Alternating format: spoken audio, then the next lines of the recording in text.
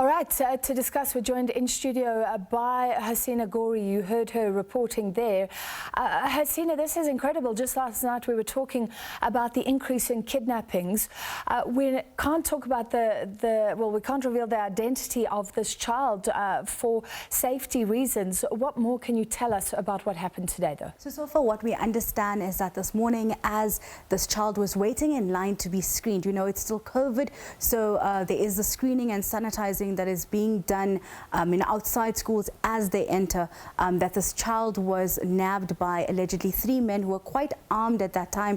They were in a car that had a fake license plate, and it was just quite very rapid. The mum was still almost there at the scene. From what I can explain is that the school has 3 different entrances to allow for speedy entry into the school. So there's one gate for grade R and for grade 1, which is right at the bottom. Then going up, it's grade 2 to grade 4, which is where one of the siblings of this girl was dropped off. And then she was at that main gate, which we were standing outside earlier in the morning. Her mum was just meters away. She had just dropped her off, waiting in line to carry on driving it.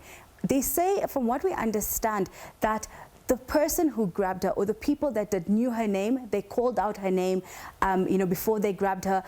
The eyewitness that we spoke to, the mother, we also spoke to the young daughter who's 15 years of age. She said she heard people screaming and came outside the house and just saw men running with guns. She heard, more screaming, and she saw this child, being put into the car and the bag being left behind. So this is what we understand took place this morning. We heard from the Department of Education that they will not be naming. The police also have not given a statement at this time yet. They're saying that for the sensitivity of the kidnapping, that they will not really be revealing the identity. But we did speak to some community members who said that the mom had received a call once she left the school and was told not to speak to the media as well as to the police at that stage. So right now we're not sure what exactly is the motive behind the kidnapping and what exactly will be the proceedings going forward. Okay, I mean, how awful. Okay, so we don't know the motive. We don't know if this is about ransom or not. We have heard from experts that ransom demands are becoming more and more common. Could you imagine that family, how they're feeling, the parents? Is this a wake-up call to this school, to schools as well?